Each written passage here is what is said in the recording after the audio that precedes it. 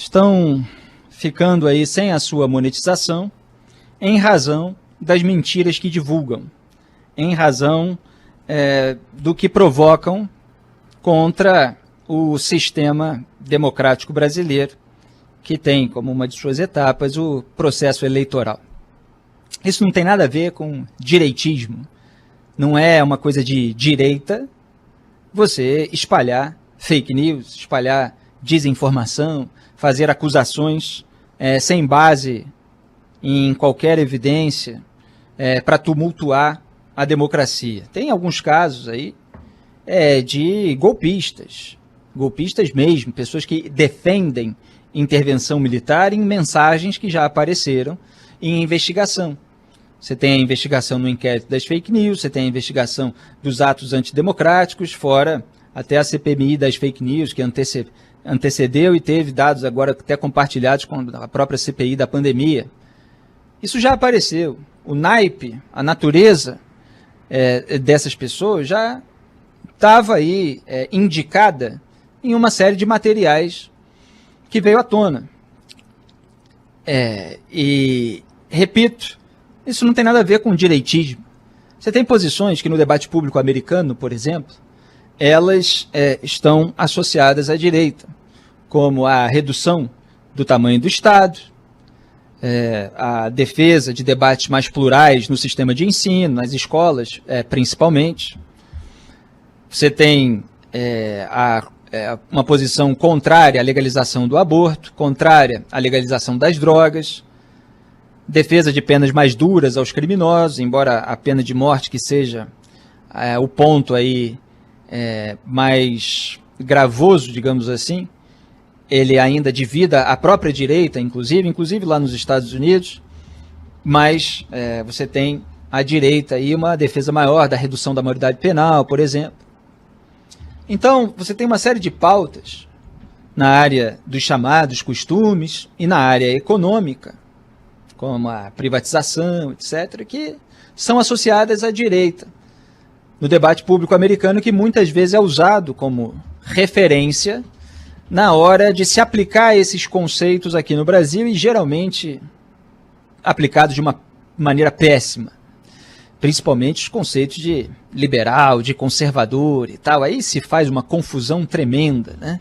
Porque você tem aí o pai do conservadorismo, Edmund Burke, que exerceu uma influência muito grande nos Estados Unidos, e aí o Partido Republicano tem uma identificação maior nas suas raízes. Depois o Partido Republicano passou a adotar determinadas bandeiras, e aí, por ter essa influência na sua raiz, é chamado de conservador, aí aquelas bandeiras passaram a ser chamadas de conservadoras também, e os conservadores seriam aqueles que defendem aquelas bandeiras, aí o conservadorismo virou uma coisa que ele não era na sua raiz, na sua tradição do pensamento, mas é isso que é emulado por todos aqueles que nem sequer dominam esses assuntos e não leram em livro as obras desses grandes autores. Tudo isso é o que é reproduzido aqui. Agora, os ataques ao sistema eleitoral com base em mentiras, eles não têm nada a ver com essas bandeiras, nem sequer a defesa, que é legítima, repito, que eu já falei 800 vezes aqui nesse programa, do voto impresso, uma defesa de maior transparência eleitoral, que não necessariamente é dada pelo voto impresso. Isso é passível de discussão.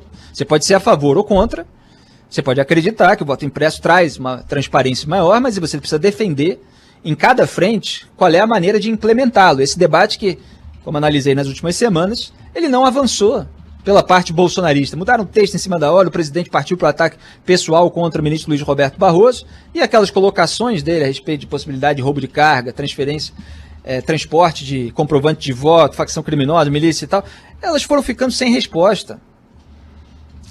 Então você tem uma série de dificuldades de implementação disso dentro da realidade, porque a realidade não é uma enquete de rede social em que você escolhe sim ou não.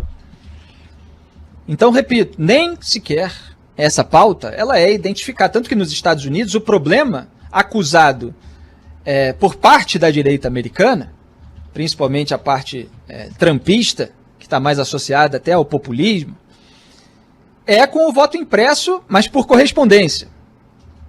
Esse é o causador ali das acusações nos Estados Unidos. E aqui é o sistema eletrônico, sendo que Jair Bolsonaro, lá em 1993, já defendeu a informatização do sistema eleitoral.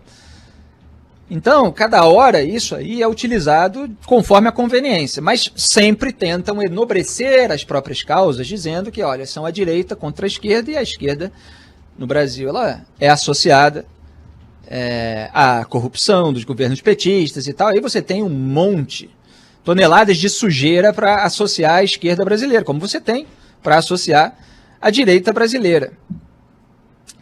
Então, essas pessoas estão sendo alvo aí de um processo do Corregedor Geral do Tribunal Superior Eleitoral, não pelo seu direitismo, que aqui no Brasil também, pelos crentes, pelas massas de manobra, é confundido com o bolsonarismo, né?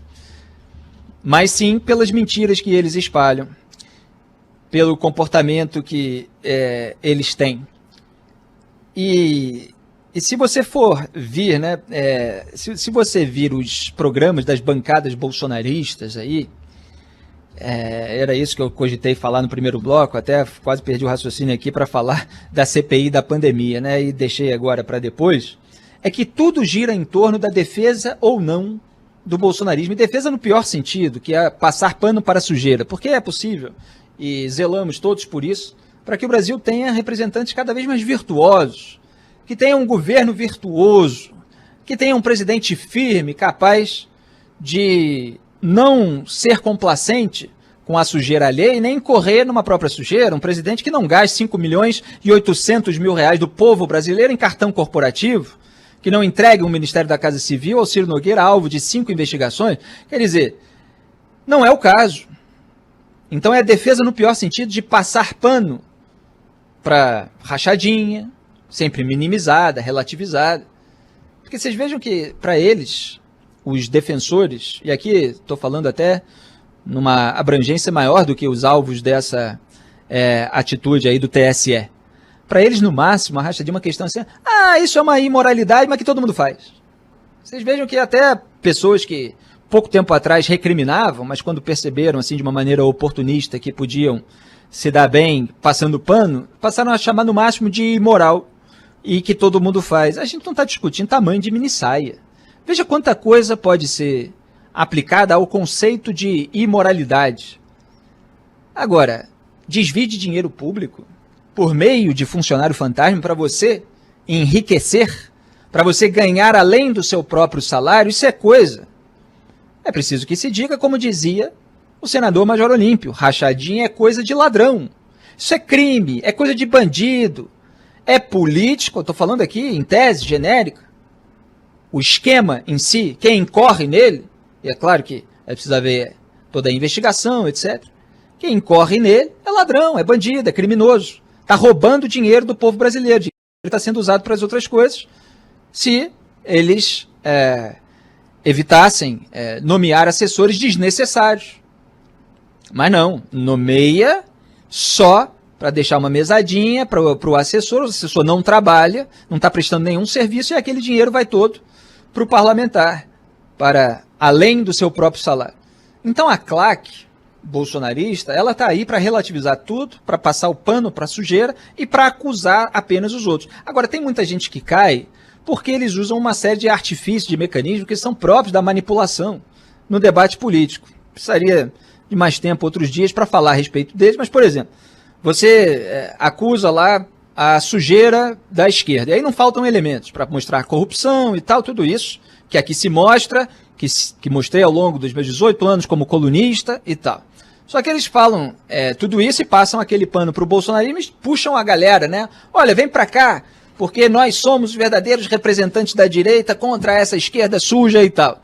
Aí a pessoa acredita na parte que é verdadeira, só que dentro daquele ambiente, eles empurram mais um monte de coisa que aí não tem vínculo nenhum com a realidade. E é essa venda casada, é essa lista que vai sendo empurrada depois que a isca já fisgou, que é questionada por qualquer pessoa que tenha um mínimo de independência e em alguns casos, em que a barreira legal é transposta, que gera as reações institucionais como essas. Então, as pessoas estão lucrando, isso foi colocado pela delegada Denise Dias, com a desinformação.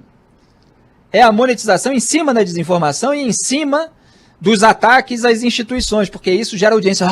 Olha lá, olha o que eles fizeram, olha agora e tal, não sei o quê. Depois é desmentida, aí nem coloca e tal, relativiza, mas já ganhou aquele dinheiro. E o pessoal está ironizando lá nas redes sociais, não é por amor? Então continua fazendo aí, mesmo sem a monetização.